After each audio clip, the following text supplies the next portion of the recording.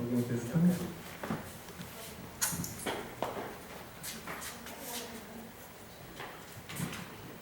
Bom, primeiro pedir desculpa porque eu não consegui acompanhar a primeira parte, mas fiquei feliz de ter conseguido acompanhar um pouquinho.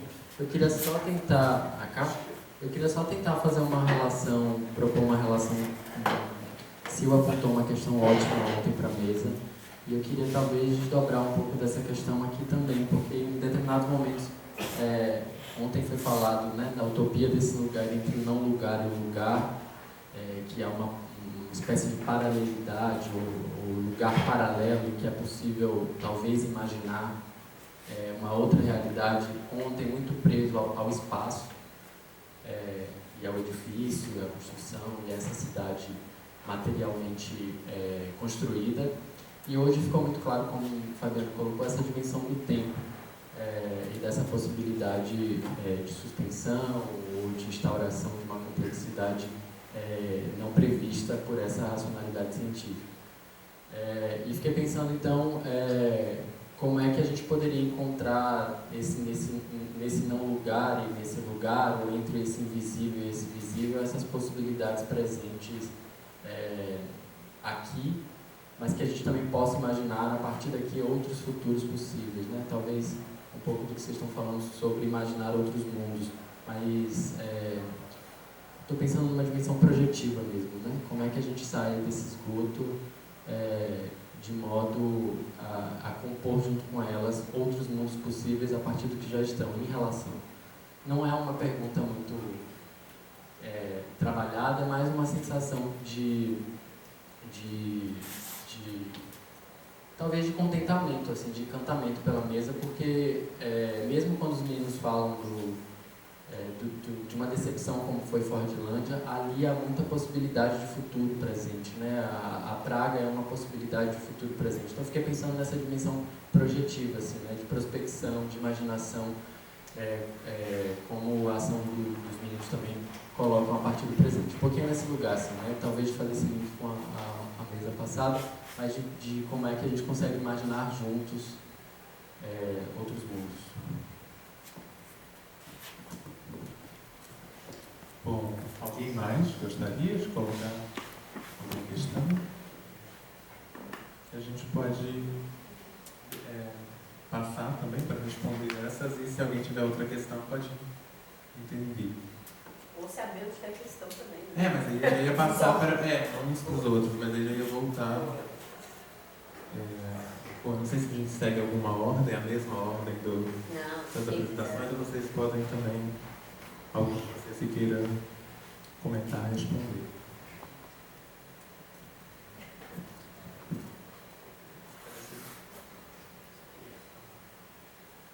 Vocês também podem finalizar, caso queiram falar, a gente está escutando. Alguém? Não sei. Podem seguir. Tá, vai.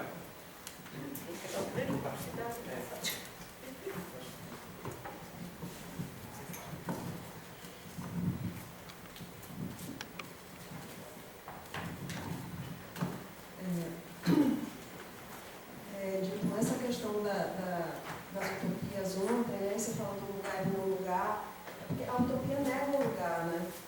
Um ou outro. O que a gente está falando aqui é um e outro, mas a utopia ela nega para ter um outro lugar onde... É só porque eu falei muito desse não lugar, porque Chico trouxe uma espécie de entre-lugar, que era entre esse não lugar e a não concretização desse lugar. É um lugar intermediário que eu acho que de alguma maneira aparece também na fala do não visível e do visível. Uma possibilidade, o vídeo ontem de Chico, acho que é o que mais acho que talvez se aproxime. Mas me parecia que parte sempre de uma desatenção com o lugar onde se está. Ele não interessa muito, sabe? Uma fuga. Ele interessa mais o exercício projetivo mesmo, né? O que pode ser... Eu acho que tem uma mobilização de desejo muito direcionada nisso, no projeto. E que acaba isso, ele não está atento, não é um povo que está atento. A Stendhal fala sempre isso, né? Tanto que quando ela traz a discussão do animismo, do animismo, essa arte de prestar atenção, uma atenção imanente, uma participação imanente no mundo também, e um outro modo de estar mesmo, né? Estar, se sentir de fato entre as coisas. Então, para mim, essa forma de pensar por utopias, né, ela nega o lugar, ela desatenta, então incorre nessa violência primordial mesmo, né, que vem a ser também a base da violência colonial também, né. E aí, o que a gente está falando aqui, né, muito em cima desses aprendizados com povos que vivem, né, em outros mundos, é que os lugares é isso, é um lugar e outro. É uma atenção, um respeito com um lugar, um cuidado, é isso. Todo lugar tem dono, todo lugar tem cuidador. Então você não se abandona nisso, você não fica, porque o que está aqui vale muito, né? E a gente só tem futuro se a gente cuidar do que está aqui. Então, de que adianta ficar gastando tanta energia, mobilizando, né, nosso desejo para ficar imaginando se a gente está sendo tão descuidado com o que a gente está vivendo, com o nosso presente. A Stengel traz isso muito em cima do pensamento do David Arnold, né?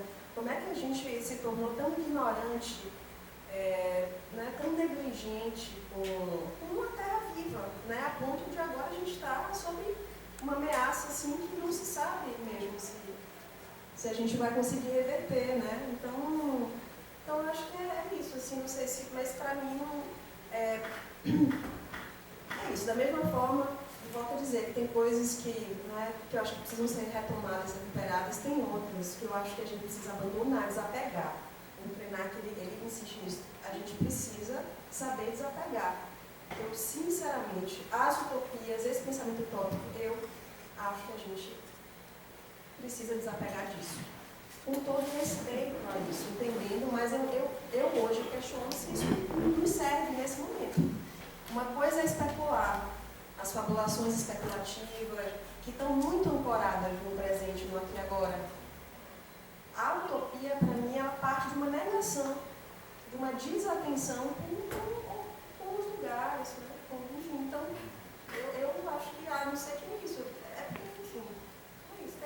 Tem coisas que não é questão de ser obsoletas mesmo, né? A gente deve fazer persistir as utopias, aquela coisa. O que a gente está fazendo? Persistir. O que a gente não está? A gente não está ajudando a que persista, né? Eu acho que ficar contribuindo para que as utopias persistam, eu acho que com alunos, né, insistindo nisso, eu acho que a gente tem que pensar se é hora de continuar insistindo nisso, ou se no momento que a gente fica insistindo, a gente deixa de abrir caminho para outras coisas, outras formas, outros modos, que a gente, né, a gente precisa se dedicar a isso, né, para que eles venham, eles possam achar seus caminhos aí. Então, para mim é isso. Eu fiquei muito incomodada ontem com aquelas imagens que eu adorava tanto na época da faculdade, né? Que hoje elas me causam repulsa daquelas cidades, né? Porque para mim hoje é indissociável essas imagens da violência. Então, é isso, acho que a gente precisa ter um desconforto, sabe, Dilton? Na hora que a gente mostra isso, não dá mais para não ter desconforto. Essas imagens não são imagens de sonhos, eu acho que elas trazem muita violência. E a gente precisa, com muito respeito, porque não se trata da gente repetir esses modos violentos também, né? Respeitar, mas eu acho que a gente dizer, olha, não mais. Já foi até aqui, mas agora a gente precisa abrir espaço para outras coisas. Né? É fundamental agora, é um momento crucial. A gente vamos aproveitar aí, esse momento para a gente, né, essa onda aí que vai vir muito boa, para a gente fazer essas mudanças aí necessárias. Só completar aqui o que o senhor falou. É o máximo. Não, é só que, complementando aqui a fala de Silvana, porque ontem a gente conversou muito também sobre essa questão das utopias, que o trabalho dos meninos da Secura Humana me chama a atenção, porque você falou agora em sua fala, né, Júlio, da questão da imaginação, né? E eu acho que é isso que pega. É muito bonito ver o trabalho da imaginação aí no trabalho deles, assim. Essa coisa de conseguir nadar lá nos rios de São Paulo.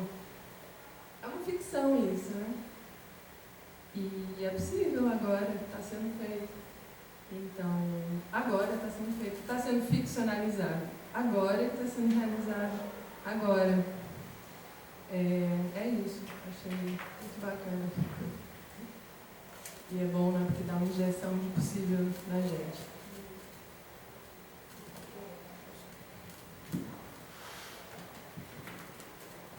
Assim,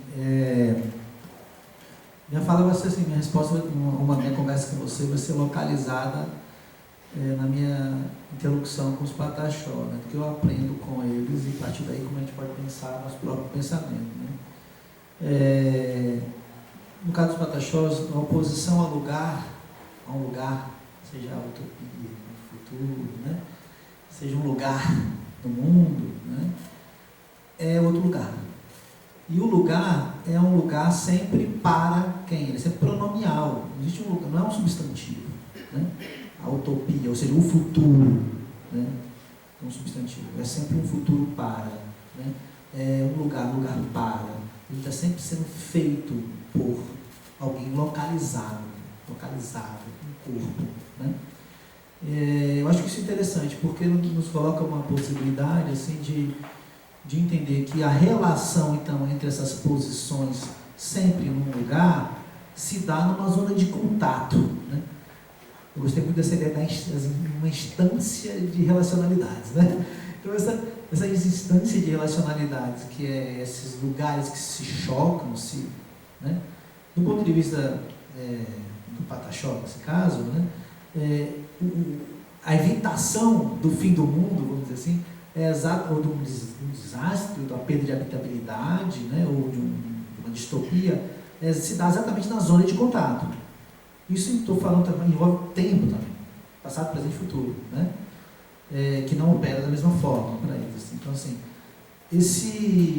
é nessa zona de contato que você vai fazer o controle, a gestão política, digamos assim, entre lugares que são posições, né, para algum. E é essa gestão que é importante ser feita. Porque o lugar sempre é um processo diferenciante, o que envolve o tempo também. Então você tem que cuidar desse processo para que ele não se torne um lugar sem cuidado, né? Um lugar para ninguém. Então não existe o não lugar. Então a utopia também não é esse não lugar. É um lugar que já existe, né? Como você fala. Né? Ele já é um lugar que existe, ele já é uma possibilidade. Você pode especular. E eu achei muito legal o pessoal do Secura, né? Porque é isso.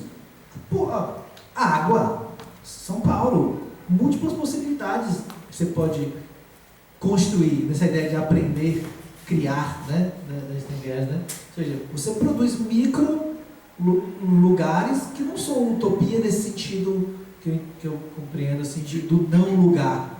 É um lugar. É um lugar das águas. As águas estavam circulando ali, né? Aí você está produzindo novas composições para a água emergir.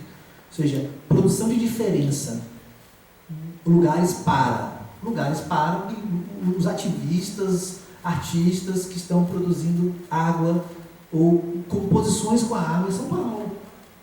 Você pode compor também com encantados em São Paulo, com orixás, com um cachorro de rua, com um morador de rua, com um sem teto, né?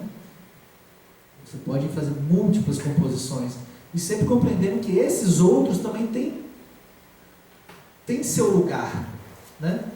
Que é um lugar produzido, que eles produzem, co-criam seus lugares também que estão diante de nós, nos olhando, né?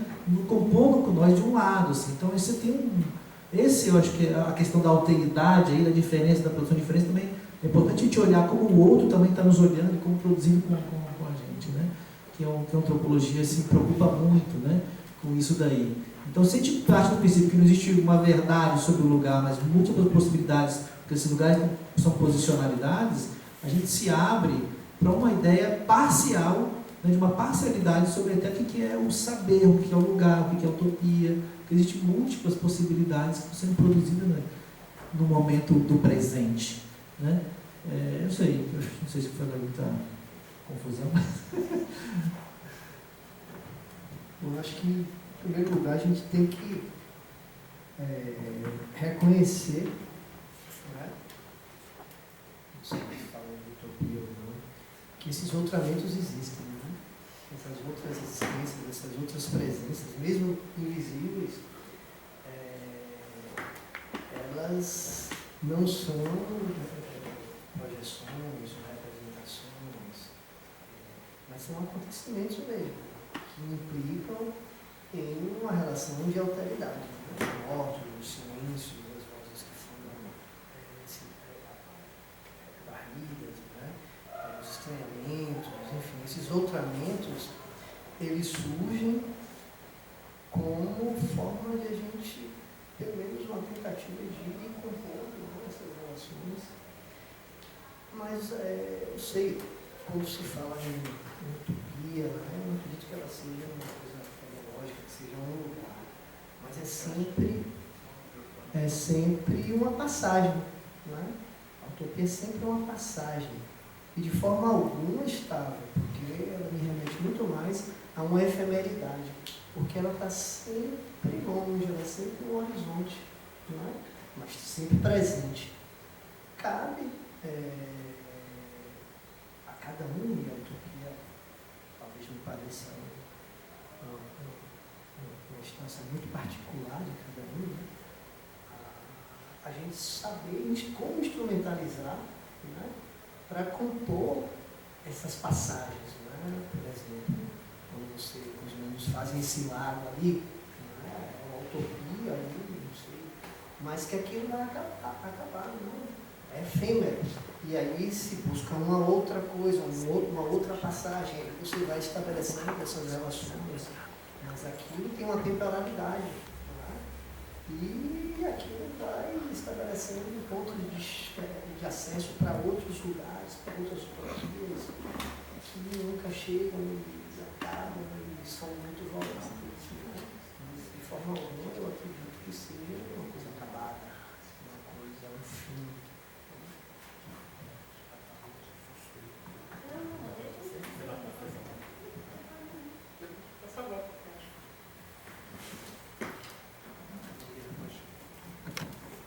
Não era procurar fila, não, podia continuar.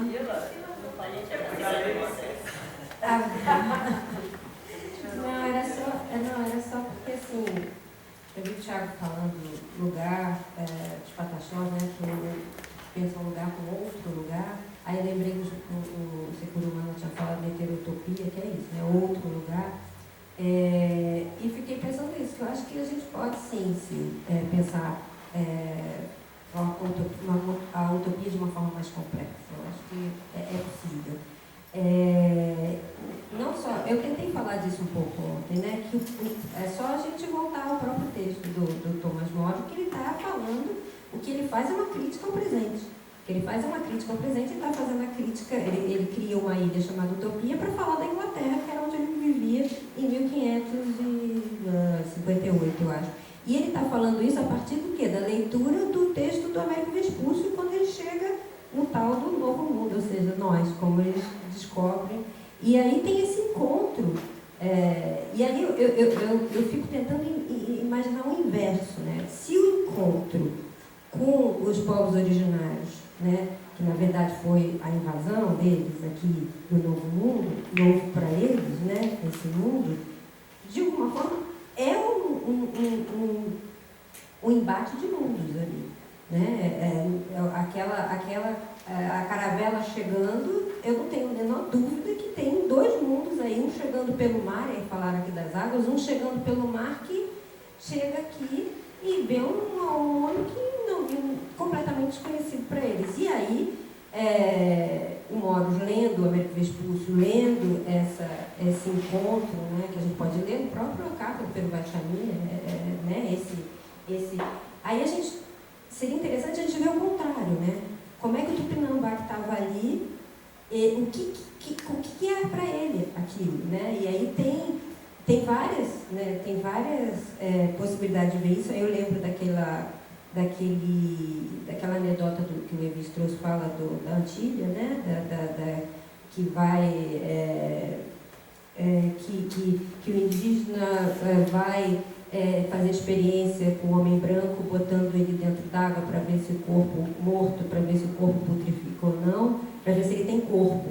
enquanto, né, os europeus estavam preocupados se os indígenas tinham alma. Então eu acho que esse tipo de inversão seria muito interessante da gente pensar, né, uma contra-utopia, e eu não estou falando de distopia não, mas uma contra-utopia de como seria o encontro do povo indígena que estava ali quando chega aquela caravela, porque eles não escreveram isso, né?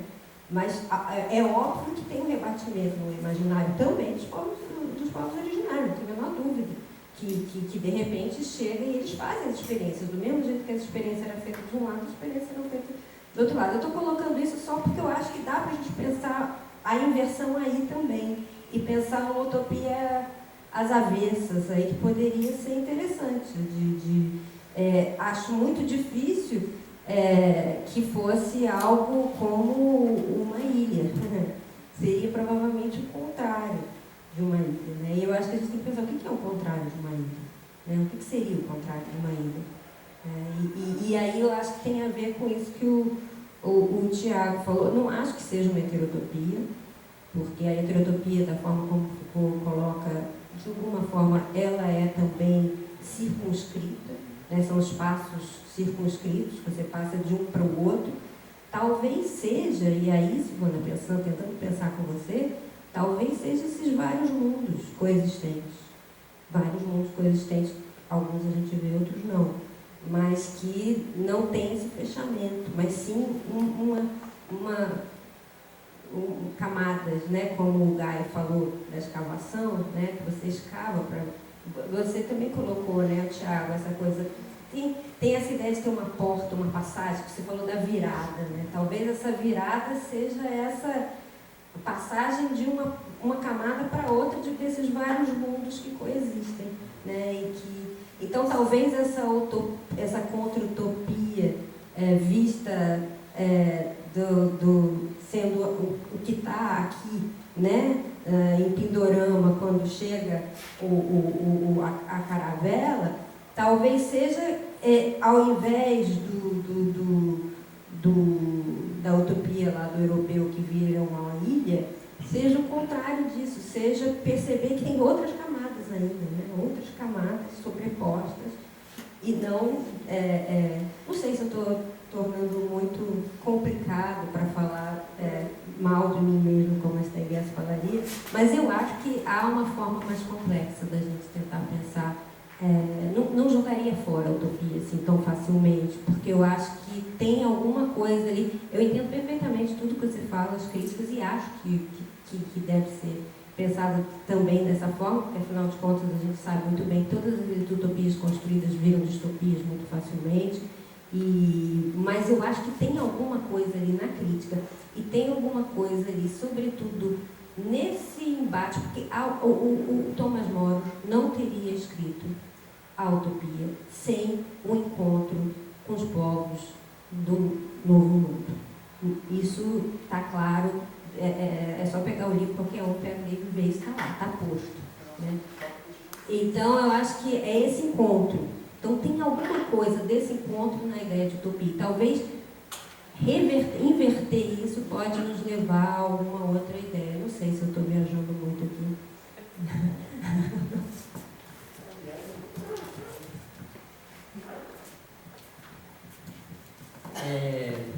Eu concordo, Paula, mas eu acho que eu fico mais do lado de Silvana também, pensando... Ontem eu fiquei muito incomodado também, saindo daqui, a gente até começou, eu não, e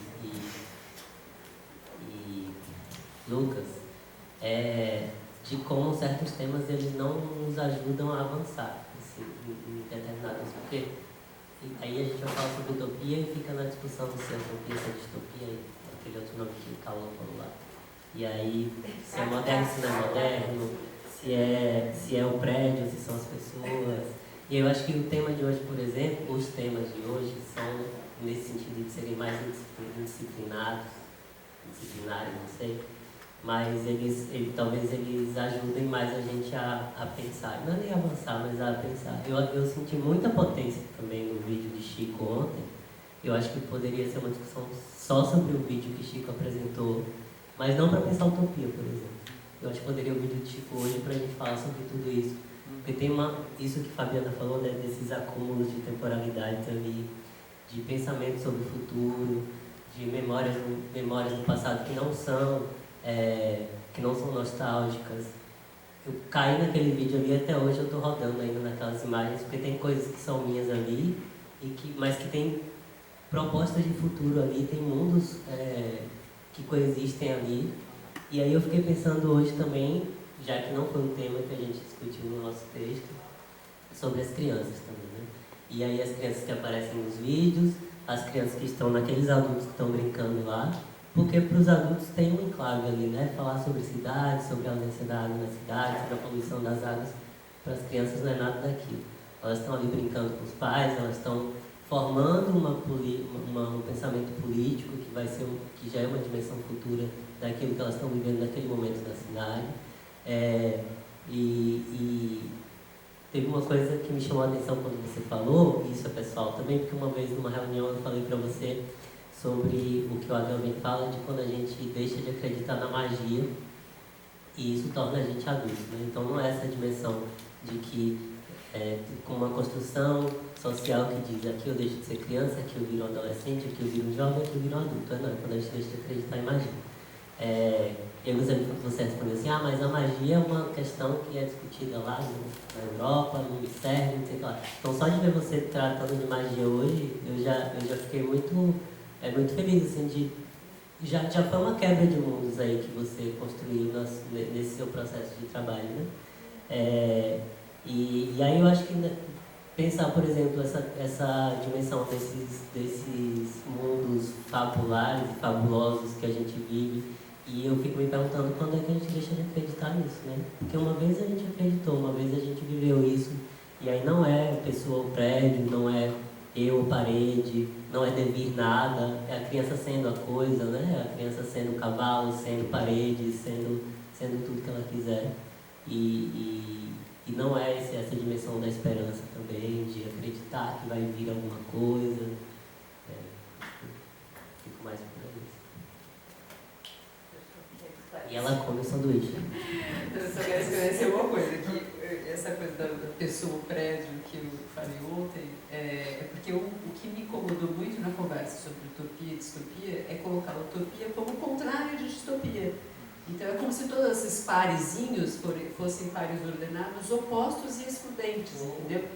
Então não é que prédio não tem pessoa, falta pessoa e não tem um prédio, não era isso. Isso eu falei a título de provocação mesmo, mas é porque até as pessoas que ali estavam, que apareciam representadas, estavam ali como o AutoCAD coloca um bonequinho ali não sei aonde, entendeu? Então eu tive essa sensação de que não é que não tinha pessoa prédio, é que a operação de construção daquilo, aí talvez eu entendo o que a Silvana está querendo dizer, é que é a última frase que ela falou para o dito ali, né? Talvez não valha a pena investir energia nesse tipo de projeto. Essa é a questão, não é que não vale a pena, vamos acabar com a utopia, talvez não valha a pena investir energia em projetar utopias, mas investir energia nessa outra coisa, né? Em formular mundos, em formular outras coisas, que é a mudança da herança, que é a mudança da perspectiva futura, que é uma outra coisa. Porque o Chico tratou a utopia como uma coisa, ele até disse, é aquilo que sai desse instante para o instante seguinte, antes de ser o futuro. Até antes, né? Quase que não constituído. É uma passagem, né? Travessia. É a virada. Isso essa chave, essa travessia, né? Mas talvez a gente já esteja falando, talvez por causa da autonômica. Tem horas que os nomes já com tanta... Eu acho que utopia... Às vezes tem hora que esse nome tem horas que tem que... É isso que eu falo. A gente tem que saber desapegar as coisas. Porque se não só existem... Já existem esses outros nomes. É porque você fica apegado àquilo, não ajuda até pra gente pensar em outros termos. Porque você fica assim... Até pressupõe uma coisa acabada, fechada. Não é. Porque o que você faz quando você chega lá? Você senta em cima e nunca é o que a gente acha que vai ser, a gente não controla, a gente não tem controle. Pra mim, ela pressupõe um mundo assim, algo que se possa controlar, pré-determinar, sabe? Não tem como. Não, você pode até... especular é isso, mas... não tem como, né? Então, é um sujeito que Ana disse a utopia como uma mentalidade. É uma mentalidade. É uma mentalidade. É pensar a utopia. É sobre isso, entende? Eu acho que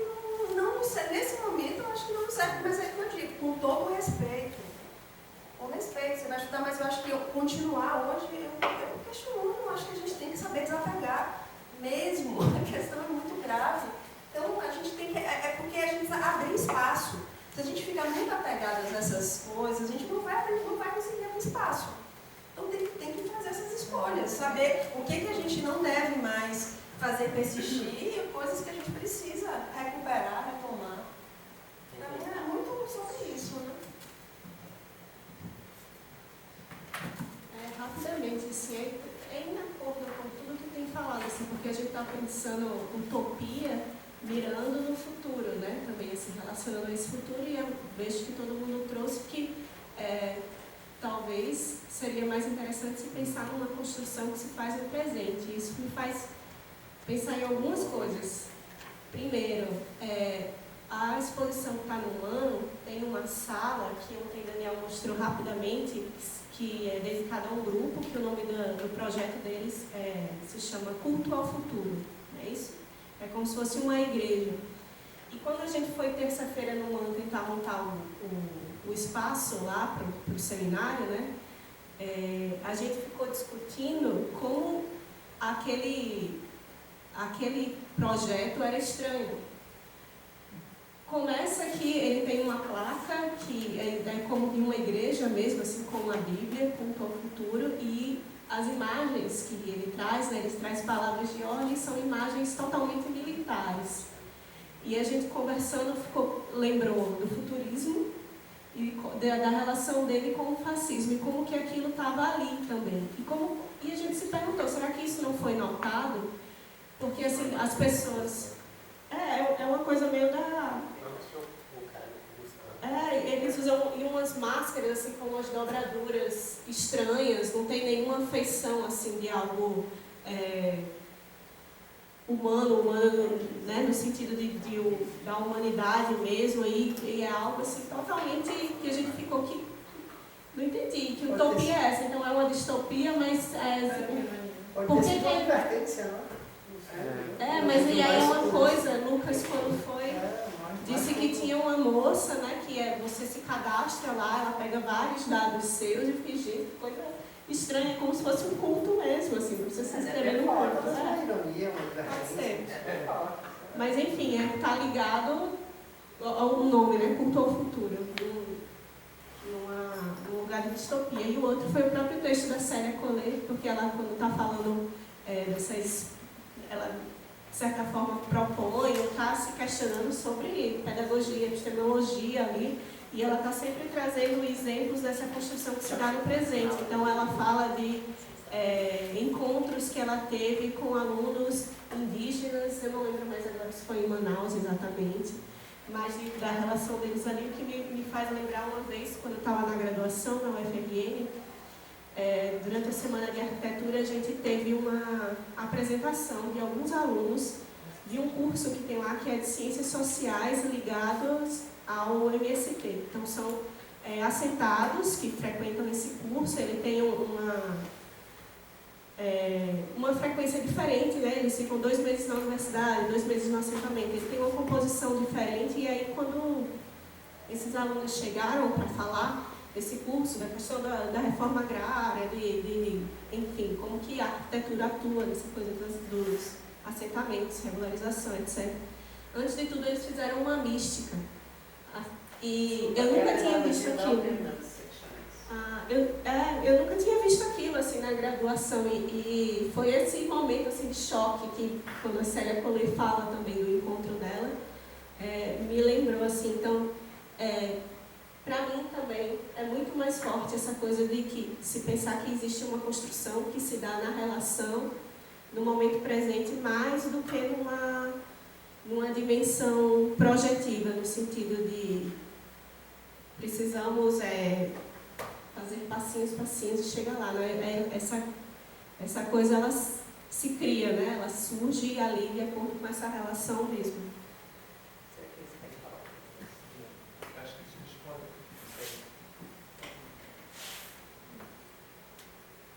Oi, gente, tudo bem? Escuta a gente, não ouviu? Primeiro, sim, a gente escuta médio vocês. Eu acho que é complicado, acho que a Verena fala, a gente escuta, mas não escuta. mas me parece interessante também. Que a gente pode criar caminhos para a partir do que a gente imagina e estou escutando.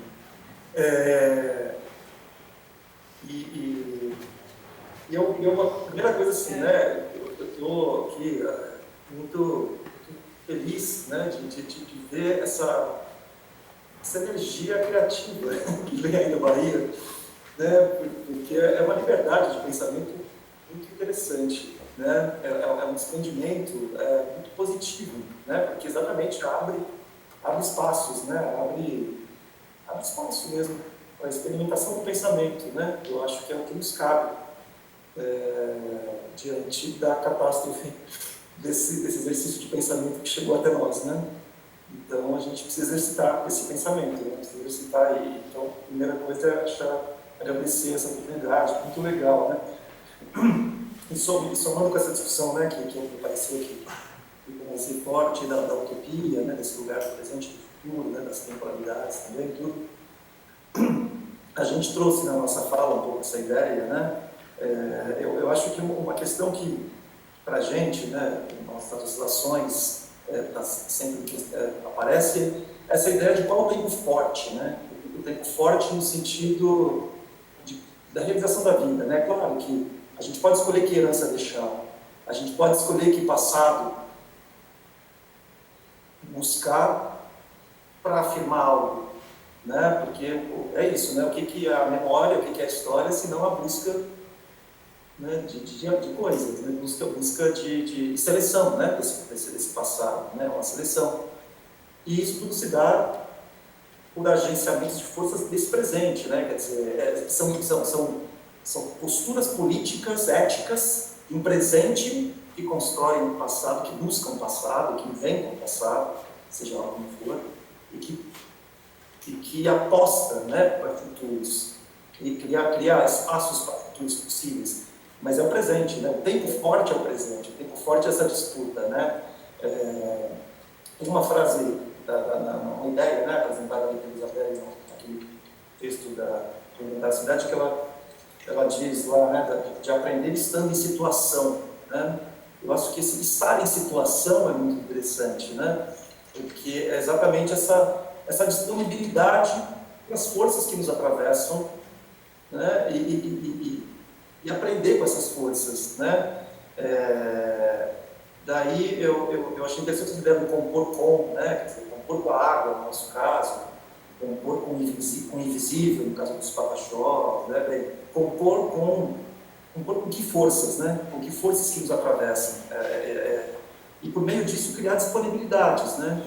Porque eu acho que é isso que abre espaço, né? Quer dizer, quais as disponibilidades que a gente tem, né? Quer dizer, certos pensamentos não nos dispõem a certos exercícios, a certas liberdades, a certas experiências, né? E outras formas nos dispõem, né? Então eu acho que essa jogar, né, para criar disponibilidades, né, que eu acho que é um pouco o que eu estou sentindo aqui nessa conversa com vocês aí na UFBA, essa ideia de que vocês estão disponíveis para pensamentos, né, que muitas vezes a gente não encontra em outros lugares, né, uma disponibilidade para se arriscar, né, no limite do que a gente consegue, e se arriscar no limite significa expandir o que a gente é capaz, né. Eu acho que essa é a força desse né, do que está acontecendo e das ideias que estão surgindo, que estão na revista, né, então, bem, é por aí. Eu tenho sido provocado aqui. Obrigado. E eu vejo uma energia, assim, eu sinto assim, eu fiquei muito tocado assim pela tudo que eu li, tudo que eu ouvi de vocês, assim, pela questão decolonial, né, a coisa de desinventar a cidade a partir de saberes originários e tal, e a gente está aqui nessa coisa que a gente pode materializar as utopias. Eu até questionei o Wellington, será que a gente tem uma atuação decolonial nas nossas ações? Como que nós estamos, onde que nós estamos transitando nisso? Eu sinto que então, existe toda uma comunidade que já está nesse lugar, assim, só que essa energia de materializar as utopias que a gente está falando, uma energia muito grande, assim, porque a gente viu os trabalhos das hortas urbanas aqui em São Paulo, da maneira de manter aquela horta, enfrentar os movimentos contrários, aí tem o surgimento das ecovilas, tem a bioconstrução, tem uma série de ações que estão sendo fomentadas aqui, mas é uma energia tão grande. A gente, para construir um lago no meio de uma viela, para a gente simplesmente pegar esse conhecimento ancestral que a gente já conhece através da permacultura, da agroecologia, comida sem veneno, tudo isso para a gente colocar em prática, isso é uma luta, assim. A gente tem que enfrentar uma série de resistências, de coisas. Então, a gente está um pouco nessa trilha, assim, de resgatar picas, chafarizes. A gente fez um tratamento de esgoto ecológico, que antes as casas tinham poços apresentados nas casas, tinham as fossas. Isso tudo foi se perdendo, a cidade foi crescendo, o rio virou esgoto. Então, eu vi muita energia de vocês, assim, né, para essa transformação, para essa busca, né, mas eu fico com essa coisa, assim, né, que é uma avalanche, e a gente recebe uma avalanche de contrária a tudo isso, né, então a gente fica uma explosão de emoções aí, que é difícil lidar, é difícil a gente ter pique, né? Mas a gente precisa continuar. É isso que me inspirou essa conversa com vocês. Acho que é isso. Valeu. Uma coisinha de pau. Não vi ontem, então assim, não sei muito do que aconteceu, né? Mas talvez essa questão da utopia, distopia, né, realmente eu acho que é um problema, né? E talvez um problema ele esteja formulado, esteja na pergunta, né, na forma como a gente coloca a questão de início, né? A gente coloca muitas vezes a utopia, a distopia como singularidades, né, como unicidades, né, ou totalidades. Né? Conversando com o João Paulo Barreto Tucano, que contribuiu com a revista aqui, né? Ele estava explicando para a gente como é que o Kumu, né? Kumu é tipo o xamã dos povos tucanos do Alto Rio Negro, né? O Kumu é um especialista. Né? O Kumu, como xamã, ele não é um mero curador, ele é um especialista, muito especialista em transitar entre mundos, né? Em vestir roupas de diferentes mundos e, portanto, saber entender as línguas e se comunicar com outros mundos possíveis, outras linguagens possíveis, que é um exercício diplomático, um baita exercício diplomático, né? Então esse é o papel do Kumu. Para fazer isso, ele usa de 3 técnicas, tem 2 básicas, né? Uma delas é ele saber evocar fórmulas de Bassessé. Bassessé, em uma tradução muito ruim, e que se o João Paulo tivesse aqui, ele ia ficar na orelha, é benzimento, né? Essa tradução cristã, a única que a gente tem possível é forma de benzimento. Mas Bassessé é o que ele chama de agenciamento metaquímico do mundo. Palavras de João Paulo, na tese do doutorado dele, né? Um agenciamento é uma transformação metaquímica. É a possibilidade de virar, de transformar a materialidade pela semiose material, assim, pela comunicação material. Você consegue fazer o corpo se transformar e a partir daí você vai, né, essa transformação. E por que você faz isso? Por que o Kumu faz isso? Ele faz isso quando um corpo, um lugar ou um mundo está em processo de adoecimento, deteriorização, a gente pode chamar de distopia, a gente pode chamar de várias coisas, né? Quando o corpo está não está como ele deveria estar. Então ele tem que fazer bem a fórmula de benzimento do Bassessé. Né? E aí, teve um momento da conversa que, entre os tucanos de Sano que estavam nessa conversa, ele perguntou assim, mas qual é a fórmula de benzimento, né? A fórmula do benzimento para certa situação específica, uma doença específica, sei lá, coronavírus, pá. Aí o João Paulo falou, olha, é difícil dizer, porque tem muitas fórmulas, muitos termos, muitas formas de gerenciamento, que para os de Sano é de um jeito, para os tucanos de um jeito, para os Piracapuri de um jeito, para os Baniu é de um jeito, porque eles vivem tudo próximo ao Alto Rio Negro, né? São 22 etnias que são um tronco comum dos povos tucanos. Né? E aí existe uma variação do termo, muitas vezes.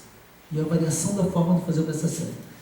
E aí a pergunta dos brancos era, qual é então o correto? O branco queria o 1, né? Na sua tradução. O João Paulo virou e falou uma coisa que foi genial. Ele falou assim, olha, quanto mais formas, melhor. Quanto mais variação terminológica, melhor. Porque se mandar errado, a gente usa outra. Se mandar errado, a gente usa outra. Se mandar errado, a gente usa outra. Então, assim, a multiplicidade contra a unicidade. Ou seja, por que pensar a utopia? Ou a gente criar uma teoria da utopia, né? Que é dualista ou não dualista, é assemblagem ou não é assemblagem, ou o tempo é assim ou assado, né? Mas talvez apostar nessa possibilidade de... A viração é a diferenciação. É o devir, é o processo. Você está atento ao devir, porque se parte do princípio que as coisas estão virando e desvirando. Esse virar e desvirar que você tem que ter um cuidado, né? Para você cuidar da transformação. Não é? O Davi Copenau fala isso o tempo todo para a gente, né? O Davi Copenau, ele não está se referenciando a um futuro, ele não está se especulando sobre o futuro quando ele fala da queda do céu, ele está falando do passado, porque o céu já caiu, ele sabe como o céu cai. Então ele está usando fórmulas de entendimento de composições anteriores para compor o presente, né? E aí, a mesma coisa faz os Kumu do Alto Rio Negro. Assim, o bom Kumu é aquele que consegue entender as composições das narrativas do passado, de como as coisas devem ser para que sejam bem cuidadas, saudáveis, corpos fortes, um ambiente habitável. Você tem que, no momento que isso começa a se degenerar, que a gente pode chamar de uma doença do mundo, doença do lugar, doença do corpo, você tem que saber recompor aquilo para um outro lugar, com as ferramentas múltiplas que você vai ter, que pode incluir, inclusive, medicina ocidental, tecnologias, e você se aproveitar e saber compor isso para saber cuidar. Porque o próprio exercício do Bassessé, a fórmula, a gente pode pensar, então, como o cristianismo ia dizer, né? O pensamento é bom, né? Rezar é bom. Né? Mas o tucano vai dizer, o Bassessé, ele é tipo um farmacon, né? Ele pode matar, se ele for mal feito. Ele pode realmente curar. Então, quando pensa utopia, né? Você pensa assim, pensar como farmacon. A depender de como você agencia as composições, você pode gerar catástrofes, mesmo pensando em transformar, especular um mundo possível.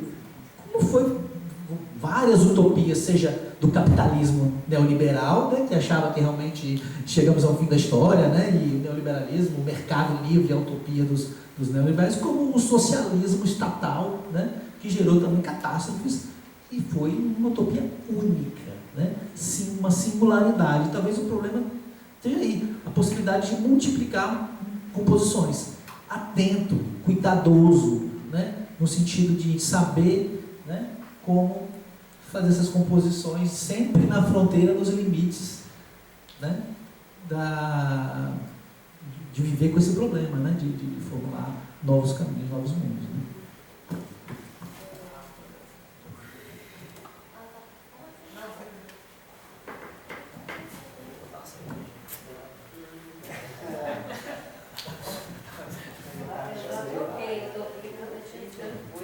Oi, gente. Antes de falar aqui rapidinho, eu queria só agradecer também a mesa, porque me deixa aqui muita vibração. Ontem eu já saí daqui muito em vibração e hoje eu acho que amplificou ainda mais. Eu estava aqui pensando, quando o Silvano faz esse incômodo com as utopias, e que a necessidade também de se pensar em outras coisas. E quando Paola fala do Thomas Morris, que ele pôde pensar as utopias a partir desse encontro com o novo mundo, e também de como seria essa outra perspectiva a partir dos povos originários. E eu fico pensando também nessa coisa de reivindicar uma outra herança, que essa outra herança poderiam ser os sonhos, poderiam ser como os povos originários têm a relação com os sonhos. Que eles estão sempre... os sonhos, eles acabam pautando e eles trazem desse invisível, desse outro tempo, coisas que acabam participando do mundo real, dessa realidade. Então, eu fico pensando nessa possibilidade de se olhar para essa questão dos sonhos como uma outra herança e do que pode emergir de potência quando a gente pensa nesse entre, né? Esse tempo do mundo, do tempo dos sonhos. E ontem eu saí daqui, como eu falei, com esse enigma, assim. Aí hoje de manhã eu fui olhar o Oráculo da Noite do Silvana Ribeiro. Aí eu vou só ler esse trecho que ele falou assim: o sonho é o que está lhe acontecendo agora, mas um agora determinado pelas contingências já vividas e embebidas das possibilidades do porvir. Então, talvez, assim, só jogando aqui como uma possibilidade, uma forma de ver assim, essa questão, talvez há um outro modo de se olhar as utopias, uma alternativa às utopias, a gente frequentar um pouco essa, que poderia ser uma outra herança.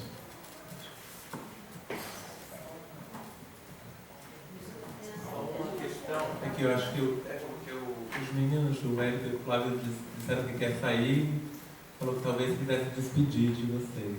Beijo, tchau. Oi, gente, desculpa. Uma honra poder participar e vontade de continuar essa conversa possível.